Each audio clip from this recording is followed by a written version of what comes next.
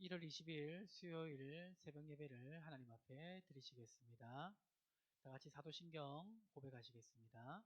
전능하사 천지를 만드신 하나님 아버지를 내가 믿사오며 그 외아들 우리 주 예수 그리스도를 믿사오니 이는 성령으로 잉태하사 동정녀 마리아에게 나시고 본디오 빌라도에게 고난을 받으사 십자가에 못 박혀 죽으시고 장사한 지 사흘 만에 죽은 자 가운데서 다시 살아나시며 하늘에 오르사 전능하신 하나님 우편에 앉아 계시다가 저리로서 산자와 죽은 자를 심판하러 오시리라. 성령을 믿사오며 거룩한 공예와 성도가 서로 교통하는 것과 죄를 사하여 주시는 것과 몸이 다시 사는 것과 영원히 사는 것을 믿사옵나이다. 아멘. 찬송가 520장 함께 찬송하겠습니다. 듣는 사람마다 복음 전하여 복스러운 소식 두루 퍼지세. 모든 사람에게 전할 소식은 어느 누구나 오라. 어느 누구나 주께 나오라. 어서 와서 주의 말씀 들으라. 하늘아버지가 오라 하시니 어느 누구나 오라. 오는 사람들은 지체 말고서 문 열었을 때에 들어오시오. 생명길은 오직 구주 예수니 어느 누구나 오라. 어느 누구나 주께 나오라. 어서 와서 주의 말씀 들으라. 하늘아버지가 오라 하시니 어느 누구나 오라. 언약하신 대로 이룰 것이니 누구든지 언약 받을 수 있네. 받은 사람에게 생명이로다. 어느 누구나 오라. 어느 누구나 주께 나오라. 어서 와서 주의 말씀 들으라. 하늘아버지가 오라 하시니 어느 누구나 오라.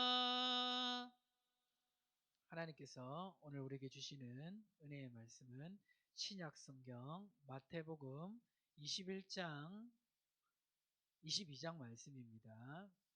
마태복음 22장 말씀 제가 봉독하겠습니다.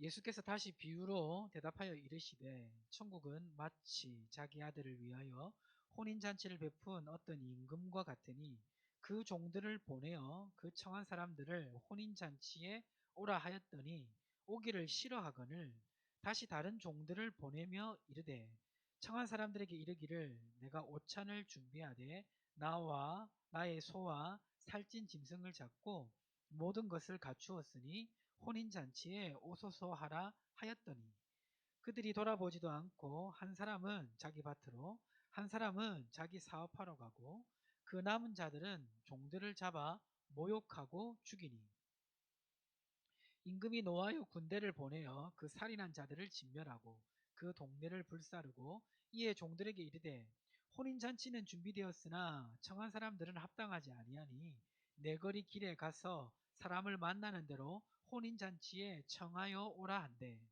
종들이 길에 나가 악한 자나 선한 자나 만나는 대로 모두 데려오니 혼인잔치에 손님들이 가득한지라 임금이 손님들을 보러 들어올새 거기서 예복을 입지 않은 한 사람을 보고 이르되 친구여 어찌하여 예복을 입지 않고 여기 들어왔느냐 하니 그가 아무 말도 못하거늘 임금이 사원들에게 말하되 그 손발을 묶어 바깥 어두운 데 내던지라 거기서 슬피 울며 이를 갈게 되리라 하니라 청함을 받은 자는 많되 택함을 입은 자는 적으니라 이에 바리새인들이 가서 어떻게 하면 예수를 말의 올무에 걸리게 할까 상의하고 자기 제자들을 헤롯 당원들과 함께 예수께 보내어 말하되 선생님이여 우리가 아노니 당신은 참되시고 진리로 하나님의 도를 가르치시며 아무도 꺼리는 일이 없으시나이다. 없으시니 이는 사람을 외모로 보지 아니하심이니이다. 그러면 당신의 생각에는 어떠한지 우리에게 이르소서. 가이사에게 세금 바치는 것이 옳으니까 옳지 아니하니까 아니. 예수께서 그들의 악함을 아시고 이르시되 외식하는 자들아 어찌하여 나를 시험하느냐. 세금 될 돈을 내게 보이라 하시니 데나리온 하나를 가져왔거늘 예수께서 말씀하시되 이 형성과 이 글이 누구의 것이냐 이르되 가이사의 것이니이다. 이에 이르시되 그런즉 가이사의 것은 가이사에게 하나님의 것은 하나님께 바치라 하시니 그들이 이 말씀을 듣고 놀랍게 여겨 예수를 떠나가니라. 부활이 없다 하는 사두개인들이 그날 예수께 와서 물어 이르되 선생님이여 모세가 일렀으되 사람이 만일 자식이 없이 죽으면 그 동생이 그 아내에게 장가들어 형을 위하여 상속자를 세울지니라 하였나이다. 우리 중에 7형제가 있었는데 마디가 장가들었다가 죽어 상속자가 없으므로 그 아내를 그 동생에게 물려주고 그 둘째와 셋째로 일곱째까지 그렇게 하다가 최후에 그 여자도 죽었나이다. 그런즉 그들이 다 그를 취하였으니 부활 때 일곱 중에 누구의 아내가 되리이까? 예수께서 대답하여 이르시되 너희가 성경도 하나님의 능력도 알지 못하는 고로 오해하였도다. 부활 때는 장가도 아니가고 시집도 아니가고 하늘에 있는 천사들과 같으니라. 죽은 자의 부활을 논할진대 하나님이 너희에게 말씀하신 바 나는 아브라함의 하나님이요 이삭의 하나님이요 야곱의 하나님이로다 하신 것을 읽어보지 못하였느냐? 하나님은 죽은 자의 하나님이 아니요 살아있는 자의 하나님이시니라 하시니 무리가 듣고 그의 가르치심에 놀라더라. 예수께서 사두개인들로 대답할 수 없게 하셨다함을 바리새인들이 듣고 모였는데 그 중에 한 율법사가 예수를 시험하여 묻되 선생님 율법 중에서 어느 계명이 크니까? 예수께서 이르시되 내 마음을 다하고 목숨을 다하고 뜻을 다하여 주 너의 하나님을 사랑하라 하셨으니 이것이 크고 첫째 되는 계명이요 둘째도 그와 같으니 내 이웃을 내 자신같이 사랑하라 하셨으니 이 두 계명이 온 율법과 선지자의 강령이니라. 바리새인들이 모였을 때에 예수께서 그들에게 물으시되 너희는 그리스도에 대하여 어떻게 생각하느냐? 누구의 자손이냐? 대답하되 다윗의 자손이니이다. 이르시되 그러면 다윗이 성령에 감동되어 어찌 그리스도를 주라 칭하여 말하되 주께서 내 주께 이르시되 내가 내 원수를 내 발 아래에 둘 때까지 내 우편에 앉아 있으라 하셨도다 하였느냐? 다윗이 그리스도를 주라 칭하였은즉 어찌 그의 자손이 되겠느냐 하시니 한마디도 능히 대답하는 자가 없고 그날부터 감히 그에게 묻는 자도 없더라. 아멘. 오늘 말씀은 계속해서 예수님이 유대인들에게 천국의 비유에 대해서 말씀하시면서 이 유대인들을 책망하는 내용들이 기록되어 있습니다. 그리고 또 22장 15절부터 22절은 세금 바치는 문제에 대해서 23절부터 33절은 부활에 대한 것들을 가지고 또 예수님과 논쟁하는 내용들이 기록되어 있습니다. 오늘 말씀에서 이제 그 먼저 볼 것이 혼인잔치 비유인데요. 이 혼인잔치 비유도 천국에 대한 비유를 설명하고 있는데 특별히 어디에 포커스를 맞추고 있냐면 천국 잔치에 거부한 사람들에 대해서 말씀하고 있고 또 잔치에 오기는 왔는데 준비되지 않은 사람에 대해서 말씀하고 있습니다. 오늘 말씀 22장 2절에 보면 이렇게 예수님이 말씀을 시작합니다. 천국은 마치 자기 아들을 위하여 혼인잔치를 베푼 어떤 임금과 같으니 라고 되어 있습니다.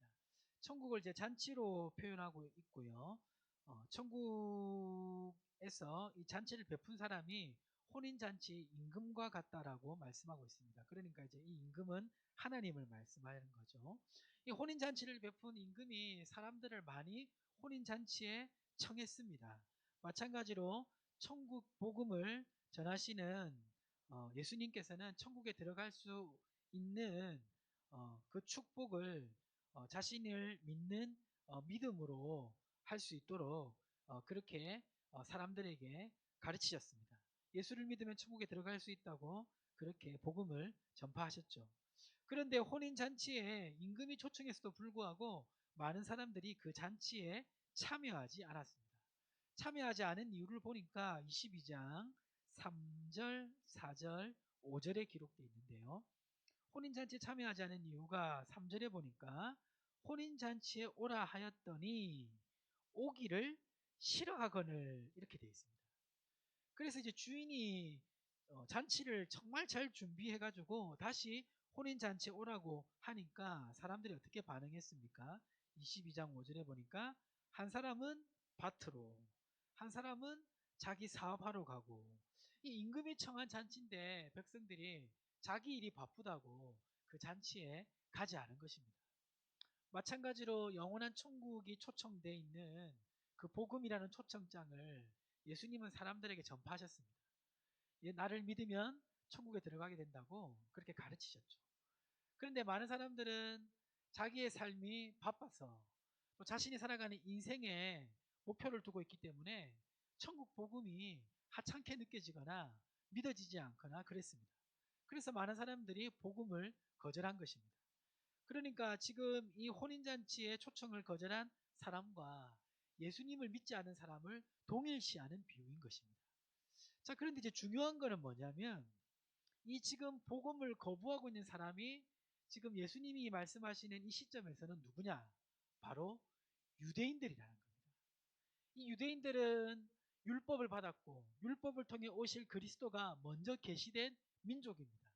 그래서 복음을 누구보다도 먼저 듣게 되는 민족이 바로 유대인들이죠.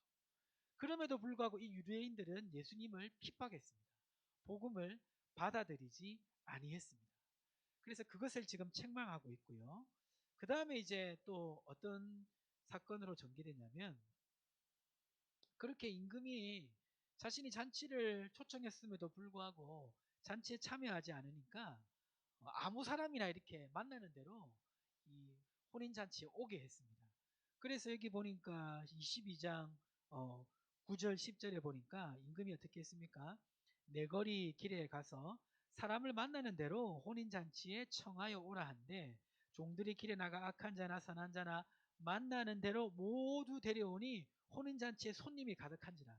이거는 이제 유대인들이 이제 복음을 거절하게 되었지만 유대인들은 예수를 배척했지만 많은 이방인들이 예수님을 믿게 된 그것을 비유적으로 설명하는 것입니다.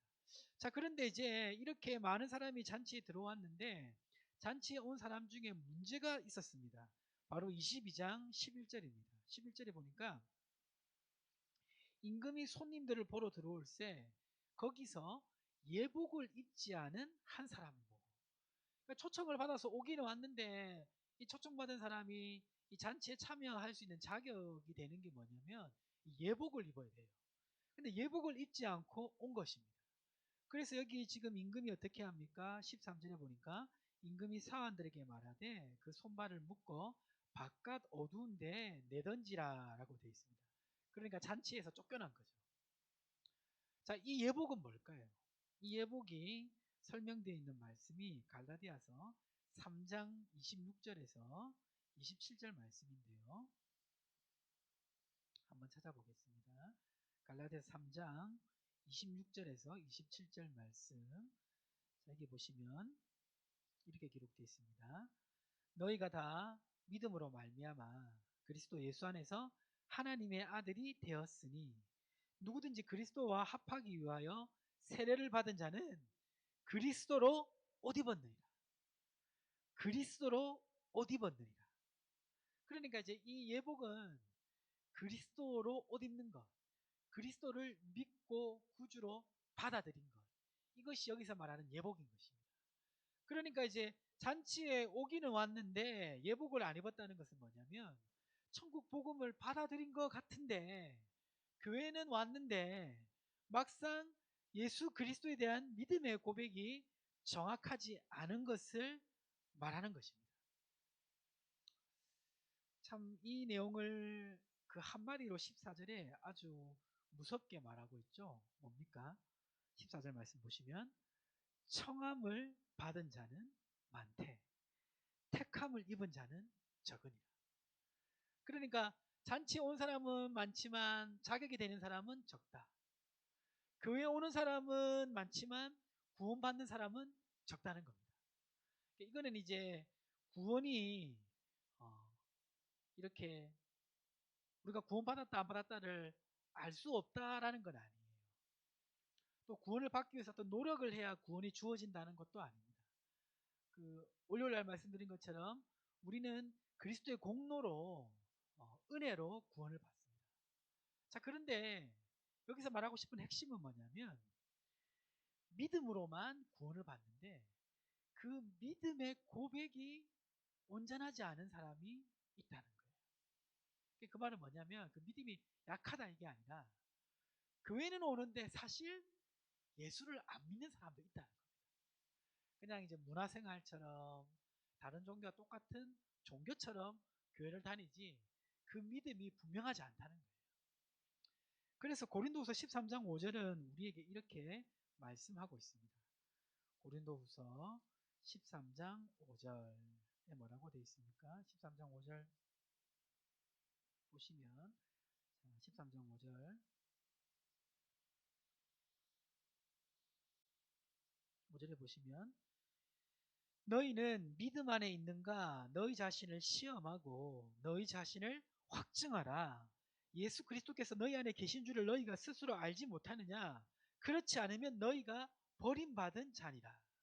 그러니까 내가 정말 예수를 믿고 있나 이걸 확인하라는 겁니다. 아니 그걸 어떻게 확인할 수 있냐고요?